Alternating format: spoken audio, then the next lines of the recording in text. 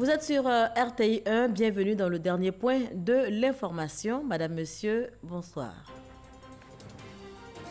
À la une de cette édition, la cérémonie de remise des rapports de la Cour des comptes au président de la République, Alassane Ouattara. Les principales observations et recommandations concernent notamment l'exécution du budget de l'État. Les faux médicaments au centre d'une conférence aux assemblées annuelles de la BAD. Selon l'OMS, l'Organisation mondiale de la santé, les faux médicaments tuent 1 million de personnes dans le monde chaque année. Ils sont des milliers en Côte d'Ivoire à s'abonner aux jeux de hasard, Loto Bonheur, Sport Cash, autant de produits proposés par la Loterie nationale du Côte d'Ivoire, mais sur le marché, la concurrence s'invite et on en parle dans quelques minutes.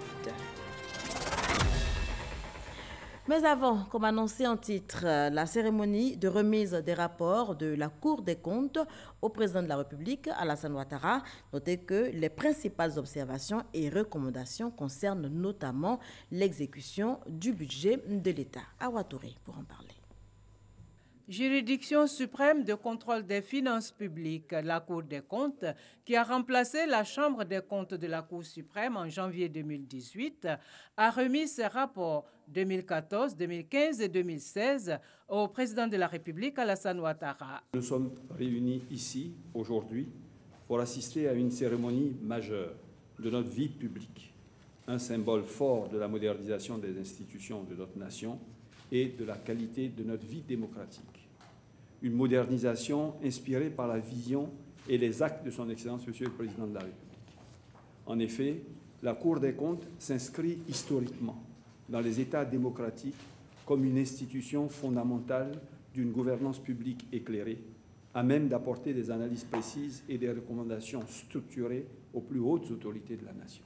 Le président de la Cour des comptes, Kanvali Diomandé, a présenté les grandes lignes des rapports qui contiennent les principales observations découlant des contrôles effectués par son institution.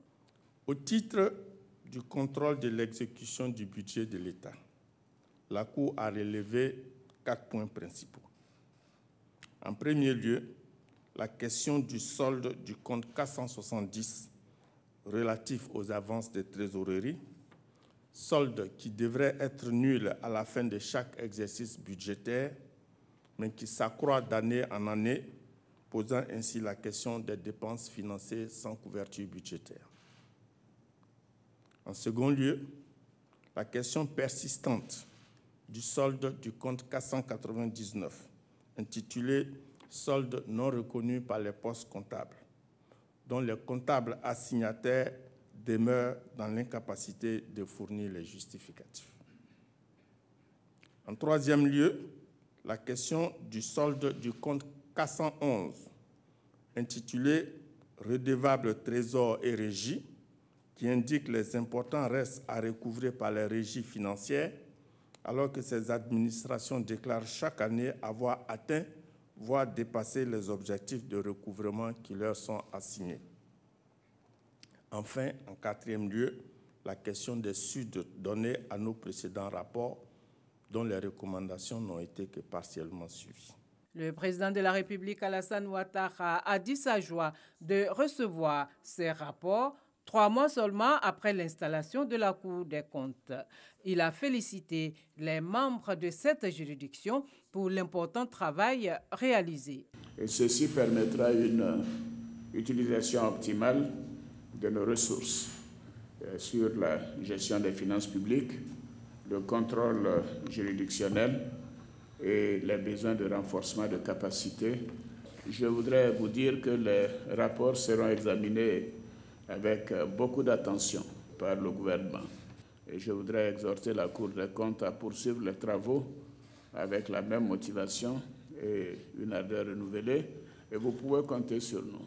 Nous ferons en sorte que vous ayez les moyens d'exercer votre mission, car votre contribution à la bonne gouvernance de notre pays est quelque chose à laquelle je tiens beaucoup. C'est la loi organique du 7 juillet 2015 qui a mis en place la Cour des comptes. Elle comprend un président, 2 vice-présidents, les présidents de chambre, des conseillers et des auditeurs. Le ministre du Commerce en visite de terrain en cette période de Ramadan. Souleymane Diarra-Souba veut s'assurer de la présence effective de denrées de première nécessité sur le marché en cette période. Il a donc parcouru commerce et autres grandes surfaces du district d'Abidjan. Mahama Traoré.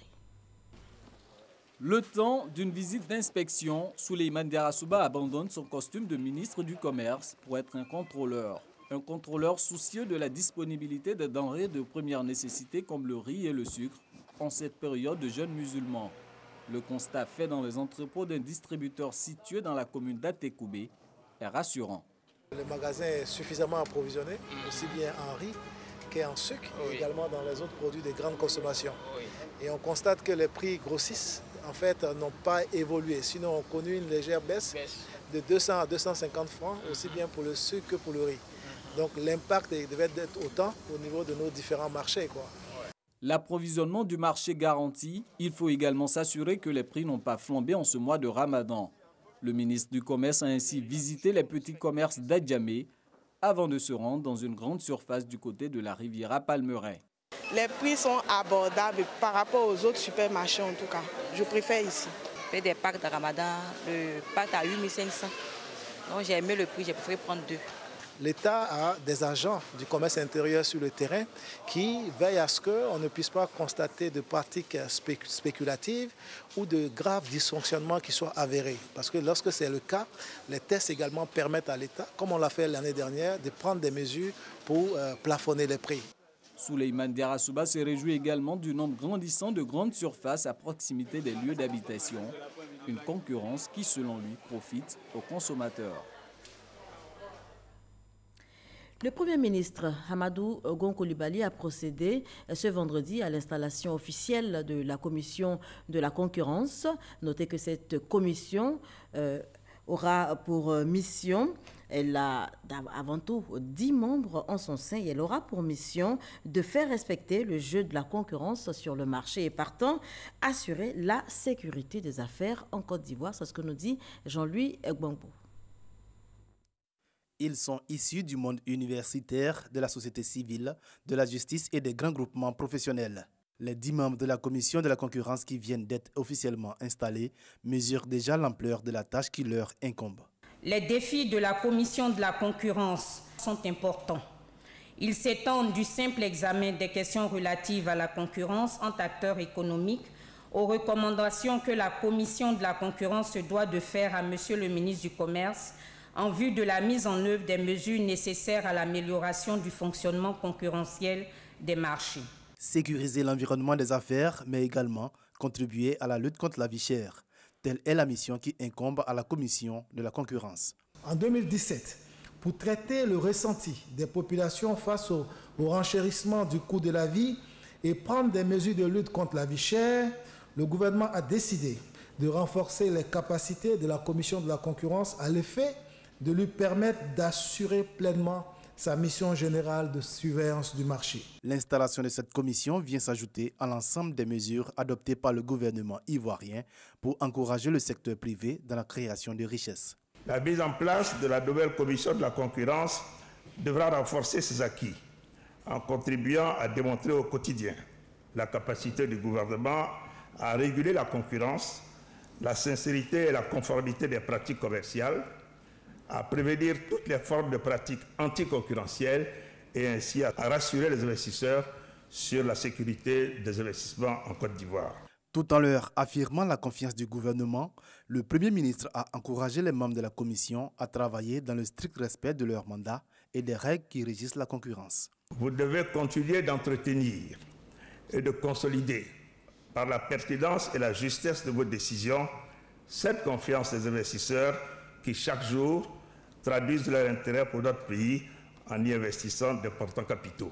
Autorité administrative indépendante, la commission de la concurrence peut être saisie par tout opérateur économique qui estime que le jeu de la concurrence n'a pas été respecté. La commission émet des avis au gouvernement et prononce des sanctions administratives et pécuniaires. Voilà, la commission donc de la concurrence qui aura pour mission de faire respecter le jeu de la concurrence sur le marché ivoirien. Les faux médicaments au centre d'une conférence aux assemblées annuelles de la BAD. Selon l'OMS, l'Organisation mondiale de la santé, les faux médicaments tuent 1 million de personnes dans le monde chaque année. L'OIF, l'Organisation internationale de la francophonie, tire donc la sonnette d'alarme. Mamadou Kouassi. Les pays africains de l'espace francophone sont en état d'urgence sanitaire. Ils sont inondés de faux médicaments et de médicaments contrefaits, très nuisibles à la santé. Ces propos sont de Michael Jean, secrétaire général de l'OIF, Organisation internationale de la francophonie. Des propos tenus à la conférence internationale sur l'accès aux médicaments et autres produits médicaux de qualité. Près d'1 million de personnes meurent chaque année à cause de l'absorption de médicaments contrefaits, sans compter les nouvelles maladies ou les handicaps lourds que ces produits peuvent provoquer. Alors dans les pays en développement et émergents, singulièrement en Afrique, plus de 30% des médicaments distribués sont de qualité inférieure ou falsifiés. Toutes les 5 minutes, un enfant décède à cause d'un antipaludique de qualité inférieure ou falsifié, alors que l'administration de traitements authentiques permettrait de guérir rapidement 90% des cas. Ce ne sont pas des chiffres qui pourront traduire la douleur de ces mères qui ont perdu leur bébé après leur avoir fait boire un sirop censé calmer la poussée dentaire et qui contenait en fait des substances mortelles. Donc, même les nourrissons, vous vous rendez compte, sont une cible pour ces réseaux mafieux transnationaux. Cet appel à la mobilisation contre les faux médicaments est entendu par l'ensemble des pays de l'espace francophone et par certains partenaires au développement. Il s'agit ici de faire l'état des lieux et de définir ensemble les stratégies pour freiner ce fléau. L'Afrique, parce qu'ils savent que c'est là où nous avons pratiquement 25% du poids de la maladie mondiale, c'est là où nous avons beaucoup de populations pauvres. C'est une forme d'exploitation que nous ne pouvons pas accepter, que nous devons combattre. Il faut que les médicaments soient moins chers. Il faut que l'assurance maladie soit une réalité dans nos pays. Les chefs d'État africains sont conscients de la situation. Et le président de la République du Bénin, Patrice Talon, annonce déjà les couleurs. De manière globale, le gouvernement du Bénin a entrepris de réformer tout le secteur des médicaments et de procéder aux investissements nécessaires en vue de garantir la qualité des produits entrant sur son territoire. Et que les grands laboratoires cessent de développer des chaînes de production exclusivement dédiées aux pays pauvres. Mesdames et messieurs, la lutte contre les faux médicaments doit être sincère. Représentant le président de la République, Alassane Ouattara, à cette conférence internationale, la ministre de la Santé et de l'Hygiène publique, le docteur Raymond Goudou Kofi, s'est félicité de l'engagement de l'ensemble des pays à combattre ce fléau. Elle a indiqué qu'en Côte d'Ivoire, les actions du gouvernement ont permis de saisir plus de 350 tonnes de faux médicaments au cours de l'année 2017. Pour elle, l'acquisition d'entreprises de fabrique de médicaments au plan national constitue une solution. Au terme de cette rencontre, un mémorandum a été signé par les différents ministres de la Santé de l'espace francophone pour la lutte contre les médicaments illicites. En Corée du Sud, les 53e assemblées annuelles de la Banque africaine de développement ont refermé leurs portes. Le prochain pays hôte de ces assises, ce sera la Guinée-Bissau. Mais on repart en Corée du Sud pour les échos de cette édition avec notre envoyé spécial, Cheikh Koné. 5 jours, investisseurs, partenaires au développement, organisations professionnelles ont débattu et proposé des solutions pour l'accélération du processus d'industrialisation de l'Afrique. Une seule préoccupation était au bout des lèvres, s'industrialiser ou périr. Face aux nombreuses mutations économiques, le choix est tout fait. Avant de passer à cette phase d'industrialisation, il y a bien sûr des préalables. Et un des éléments sur lesquels personnellement et ma circonscription a beaucoup insisté, c'est la question de l'éducation, qui est au cœur de toute problématique. C'est-à-dire qu'on part de là pour aboutir après. Quand un homme est formé, il est capable d'aller partout et justement créer cette richesse. L'industrialisation de l'Afrique, elle va être très différente de l'industrialisation des autres continents, de celle de l'Europe, de celle de l'Asie. Et pourquoi? C'est parce qu'elle intervient à un moment particulier, elle intervient en pleine transition digitale, en pleine transition énergétique.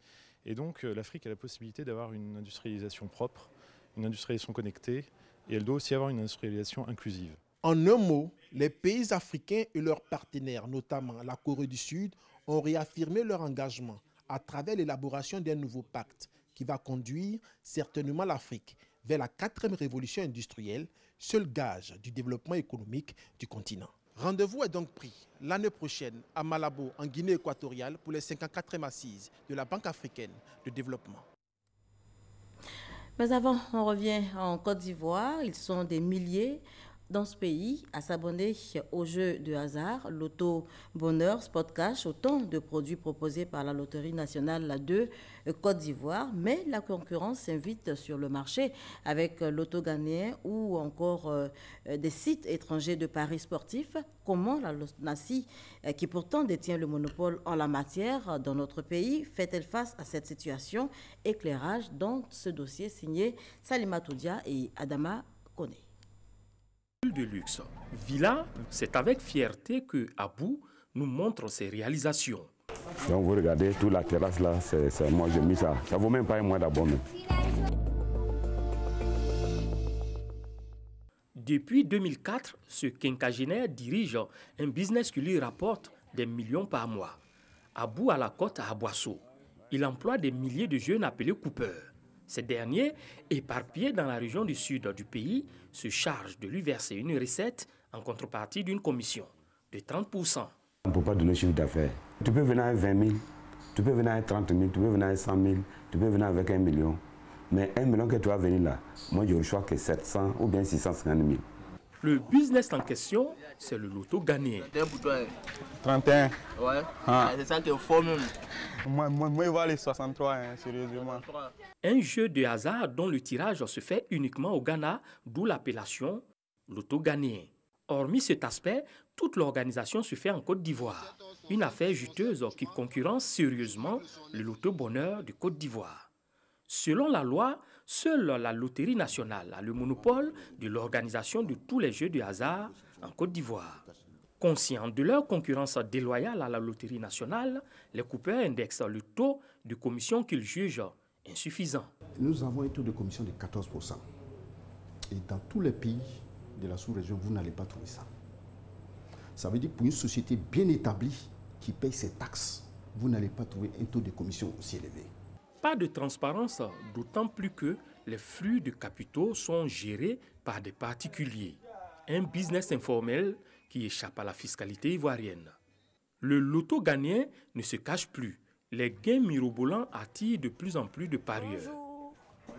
On me fait un touchon, 9-18. Les parieurs estiment qu'on mise peu et on peut gagner énormément.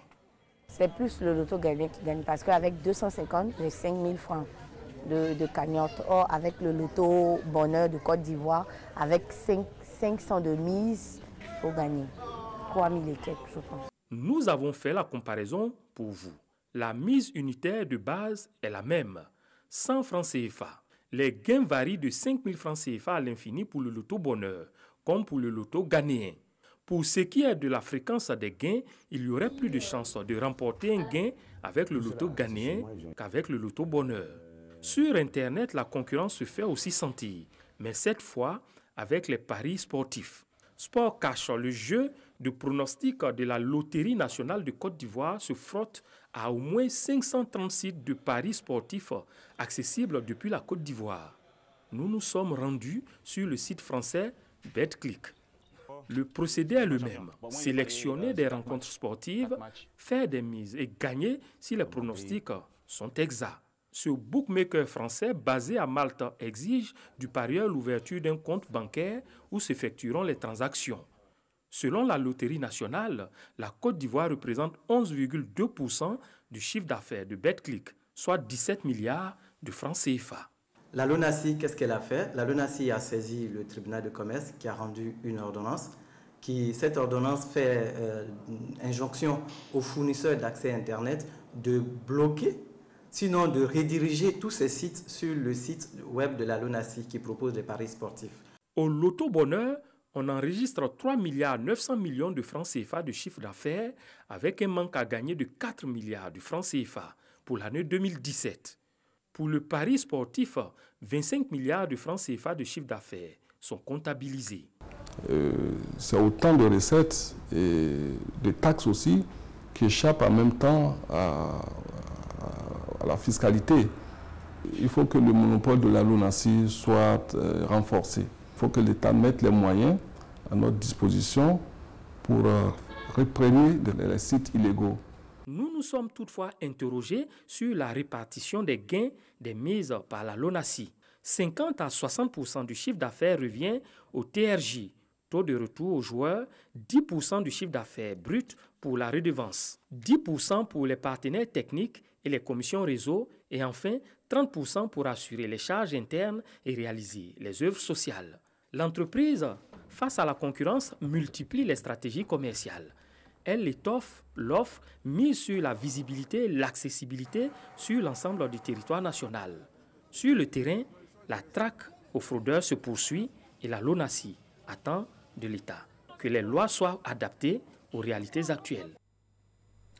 Au ministère des Infrastructures économiques, l'actualité est marquée par la remise de véhicules aux directeurs territoriaux et au point focal de lutte contre la surcharge, toute chose qui devrait aider à l'entretien du réseau routier.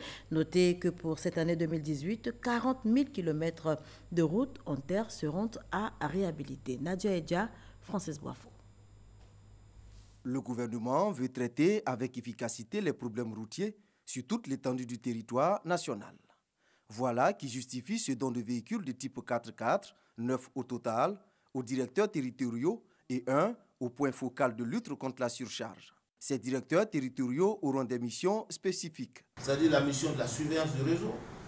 Vous allez aider à faire les schémas itinéraires, vous allez faire les comptages routiers, vous allez nettoyer aux abords des routes, vous allez vraiment aider la route, aider le fonds d'entretien routier à nous permettre d'avoir un réseau routier qui soit un réseau donc praticable en toute saison. Les rumeurs annonçaient la mort des petites et moyennes entreprises PME du secteur routier, partenaires de l'État, au lendemain de la décision prise en Conseil des ministres de traiter certaines activités du ministère des Infrastructures économiques en régie. Le ministre Amédée Kouakou Kofi rassure les opérateurs économiques. Cette année, nous avons 40 000 km de routes à reprofiler et on a fait environ 140 lots qui vont être attribués à au moins 70 PME. Donc tout ça, ça va dans le sens de la vision donc, du chef de l'État de donner du travail à nos petites entreprises. Le gouvernement accorde une place de choix au secteur privé dans le développement du pays. La place de ce secteur dans la passation des marchés publics est passée de 10,3% à fin mars 2017 à 30,1% sur la même période en 2018. La Côte d'Ivoire compte de nombreux artisans dans le secteur du textile. Cependant, l'art du tissage pratiqué dans le nord de la Côte d'Ivoire, également au centre, demande encore à être valorisé et professionnalisé. Le ministère de l'Emploi et de la Protection sociale, qui en est conscient, s'attelle donc à la création d'un centre moderne de valorisation du tissage traditionnel à Bouaké. On y va tout de suite pour en parler avec Serge Collier. La création d'un centre de valorisation du tissage traditionnel, une réalité bientôt en Côte d'Ivoire. Le projet dénommé Tissutech va rentrer d'ici à 2 ans dans sa phase de mise en œuvre. En témoigne cette rencontre d'échange entre les acteurs de la filière textile. Bâtie à Bouaké sur une superficie de 900 mètres carrés, la future Tissutech, initiative du ministère de l'Emploi et de la Protection sociale, va promouvoir et professionnaliser l'art du tissage en faisant de la Côte d'Ivoire une référence en la matière. Il s'agit ici de permettre à nos artisans tisserands et à nos créateurs de mode, dont le génie et l'originalité des œuvres font la fierté et la renommée de notre pays, de mieux vivre de leur art et je dirais même de bien vivre de leur art. Le projet de Tissutech ambitionne aussi de valoriser les produits issus du tissage traditionnel en vue de répondre aux exigences de la demande nationale et des marchés sous-régionaux et internationaux. Le centre de valorisation du tissu traditionnel va se réaliser avec l'appui et l'expertise de l'ONUDI, l'Organisation des Nations Unies pour le développement industriel. Estimation de l'ouvrage, environ 2 milliards de francs CFA. Dans la région de Gontougo, les jeunes soutiennent les actions du président Ouattara. La jeunesse de cette région a organisé une journée d'hommage au président de la République. Les échos avec Serge Collier. Les jeunes du Gontougo rendent hommage au président Alassane Ouattara. Autour du délégué départemental du Conseil national de la jeunesse, ils ont dit merci pour toutes les actions en faveur de leur épanouissement, notamment la nomination d'un de leurs en tant que membre du Conseil de gestion de l'Office de service civique national. Parrain de la cérémonie, le ministre Kobena Kwasi Adjoumani a salué ces jeunes pour cet acte de reconnaissance au président de la République. Il les a encouragés à soutenir la politique de développement du chef de l'État. Pour lui, la Côte d'Ivoire avance grâce aux oufouettistes. C'est pourquoi son message a toujours été axé sur le parti unifié. Le président du conseil régional du Gontougo a invité les jeunes à continuer de soutenir le ministre Kobena Kwasi Adjoumani. Kobena Kwasi Adjoumani a également parlé développement avec les populations de Kwasi Datekro venues lui rendre visite à Manvi avec une forte délégation. Ces populations ont salué les nombreuses actions de développement en faveur de leur bien-être. Les représentants de Kwasi Datekro ont également exprimé leur reconnaissance au président de la République et au Premier ministre Amadou Gon. Toujours sur le terrain politique, la Fédération des organisations républicaines pour la cohésion et l'émergence mobilise les nouveaux majeurs. Ce mouvement vient de lancer une caravane de sensibilisation autour du thème 100% jeunes électeurs. Abou Sanogo. 100% jeunes, 100% électeurs. Thème de la campagne de sensibilisation lancée par le secrétaire national chargé de la mobilisation du Rassemblement des Républicains, Charles Niaouri, par ailleurs président de la Force 2015, la Fédération des organisations républicaines pour la cohésion et l'émergence au siège du parti qui a refusé du monde. L'objectif, appeler les nouveaux majeurs à participer à l'opération d'enrôlement en vue des échéances électorales futures. Il s'agit pour nous, pour chacun de nous, pour chaque Ivoirien et donc pour les nouveaux majeurs, de contribuer de par leur présence sur la liste électorale au développement de leur nation. Et contribuer au développement de son pays, c'est savoir choisir ceux qui ont la destinée de votre commune, ceux qui ont la destinée de votre région, ceux qui ont la destinée de votre pays. Emboîtant le pas à Charles Niaouri, le secrétaire général adjoint chargé des élections a expliqué aux nouveaux majeurs la nécessité de se faire enrôler, soutenu en cela par le parrain de la rencontre. Il est important pour notre grand parti, le RDR, n'est-ce pas, de présenter à ces jeunes-là, de leur montrer comment s'inscrire sur les listes électorales. Les pièces qu'il faudra pour aller s'inscrire, c'est la carte nationale d'identité, l'attestation d'identité, le certificat de nationalité. Une exhortation à s'inscrire massivement sur la liste électorale. Les jeunes s'engagent à y participer pleinement. Il est important pour nous de nous inscrire sur les listes électorales, venir soutenir le projet du docteur Alassane Ouattara. Nous allons nous retourner à notre base respective, aller dire à cette génération-là, aller les informer en temps réel que l'heure est arrivée pour que nous levons. Ce qui concerne nos travailleurs, les apprentis, les chauffeurs, on va les mobiliser pour qu'ils passent faire l'enrôlement. On va s'enrôler pour pouvoir voter. La caravane sillonnera 10 villes du pays et les communes du district d'Abidjan. Objectif, recenser tout nouveau majeur. On poursuit en images avec ce scandale sexuel aux États-Unis. Le producteur de cinéma Weinstein a été inculpé pour viol et agression sexuelle et libéré sous caution. Son avocat annonce qu'il va plaider non coupable. À présent, un bref tour toujours à l'international, à commencer par la République démocratique du Congo où 50 personnes ont trouvé la mort suite au naufrage d'une embarcation dans le nord-ouest du pays. On y va avec Olivier Iribi et Herman Guivet.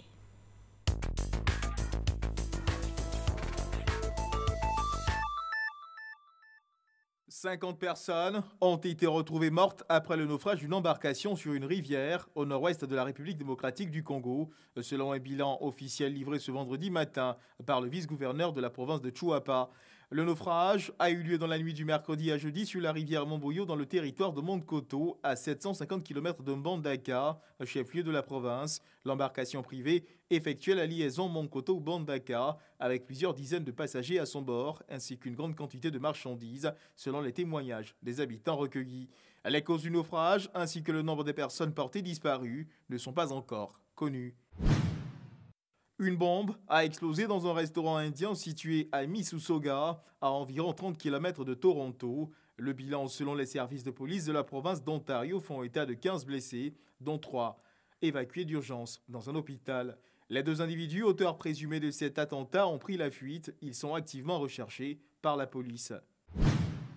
Les Irlandaises se rendent aux urnes ce 25 mai pour un référendum historique sur la suppression de l'interdiction constitutionnelle de l'avortement. Le sujet agite la société irlandaise depuis 35 ans. La libéralisation de l'avortement pourrait être acquise de justesse dans ce pays, à forte tradition catholique, marquant l'évolution des mœurs 3 ans après la légalisation du mariage homosexuel. Et c'est ici qu'on s'arrête pour cette édition. Merci de l'avoir suivi. Passez un excellent week-end sur nos antennes.